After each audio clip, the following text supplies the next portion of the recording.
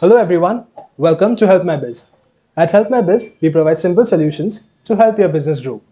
In the last video, we discussed about the taxability on salary. Over there, we discussed about the various deductions which are available to you under Chapter 6A. The deduction not only help you in reducing your tax liability, but also helps you with your future investments. In this video, we will show you how you can calculate your income from house property. At the end of the video, I shall also tell you the 5 important steps that you have to keep in mind so that you can reduce your taxability on house property. So without any further delay, let's get right into the PPT presentation. Let us visualize the life of Mr. Shambhu. You guys remember Shambhu, right, from a salaries video? So Mr. Shambhu earns around rupees 10 lakhs per annum, but he always has the aspiration of owning his own house property in the city he lives in. He has saved a decent amount of money, but his funds fall short by around 20 lakhs. He decides to finance the same from a nationalized bank and finalizes the deal. Not only is he happy that he has a house of his own, he was even ecstatic when he came to know that he can avail tax exemptions as well. As the saying goes, not only can he eat the cake now, he can have it too. Want to learn how he did the same? Let's jump right into it. Under Section 24B of the Income Tax Act 1961, the interest on loan can be claimed as deduction up to rupees 2 lakhs. The one thing to be kept in mind is that the owner should reside in the building on which he is claiming deduction, which in the legal language is called the self-occupied property. On the other hand, if Shambhu rents out the property that he purchased, the income from rent shall be reduced not only by the interest on loan paid, but also by the standard deduction allowed at 30% on net annual value. One important thing to note here is that, unlike in self-occupied property, where the interest on loan is capped at rupees 2 lakhs, the whole amount of interest on loan shall be allowed as deduction in case of let out properties. To simplify the things, let's look at an example. Over here, the chart is divided into 2 parts. That is, first, the self-occupied property, and the other one is the let out property. In the first part, that is the self-occupied one, the gross annual value shall be nil. The municipal taxes and the net annual value automatically comes out as nil. One thing to note here is that standard deduction, which is allowed at 30%, is not available to self-occupied properties. Interest paid on loan shall be capped at maximum of rupees 2 lakhs. As such, the income from house property can be maximum of rupees 2 lakhs negative, which is a loss. This loss can be set off with other heads of income as well. The second part is the let out properties. Over here, we have taken, for example, the gross annual value to be rupees 3,50,000.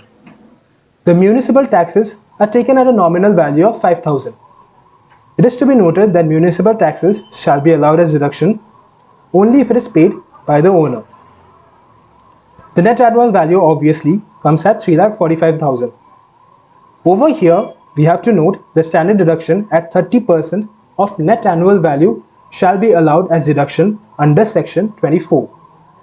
It comes out as 43,500, and the interest paid on loan is allowed to the fullest extent. That is, there is no cap in, unlike in the self-occupied property. As such, the income from house property comes out at 51,500. Now, how to calculate the gross annual value? That's the main starting point of the calculation of house property taxability. It shall be calculated as the higher of the expected rent of the property or the actual rent which is received. Some important points to keep in mind while calculating the gross annual value of self-occupied property. The annual value will be nil if the individual self-occupies the only property he or she owns. If the person has multiple properties with the purpose of self-occupation, only one property is considered as self-occupied and its annual value is nil. The gross annual value of the remaining properties will be done according to the expected rent if the property was let out. One thing to note is that after Budget 2019, an assessee can only own 2 houses as self-occupied houses, and more than 2 houses will be considered as deemed to be let out. There is another benefit which is extended to the assessee, which is the deductions which are available under Section 80AA. A deduction for interest payment up to rupees 1,50,000 is available under Section 80AA.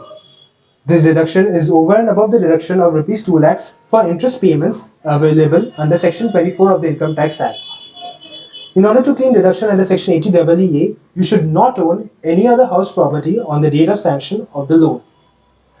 Stamp duty value of the house property should not be more than Rs 45 lakhs. Now comes the interesting part, which is how to save tax on house property.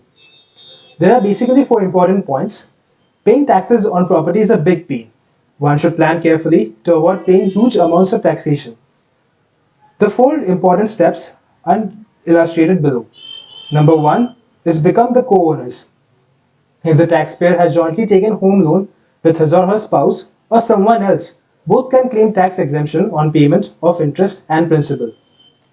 Number 2 is planning a second home. If one property is already registered in the name of the taxpayer, it is always a better idea to register another property in the name of the individual spouse or any relative. This way, one can avoid excess taxation on the properties. Number 3 is vacant houses. The house property that one owns are vacant will be taxed on the fair rent value. So it is always a good idea to let out any or all empty properties, which will not only bring the income, but there will be also less taxation. Ownership of multiple properties, this is the last and final point. If a taxpayer owns multiple properties, then 2 house properties can be claimed as self-occupied and the rest shall be treated as deemed to be let out or let out as the case may be. So it is always important to evaluate the tax liability of all the properties and choose the highest tax liability property as your own and let out the remaining ones. One can change self-occupied property every year if needed. Thanks for watching. If you like this video, please don't forget to like, share, comment and subscribe. Thank you and have a very nice day.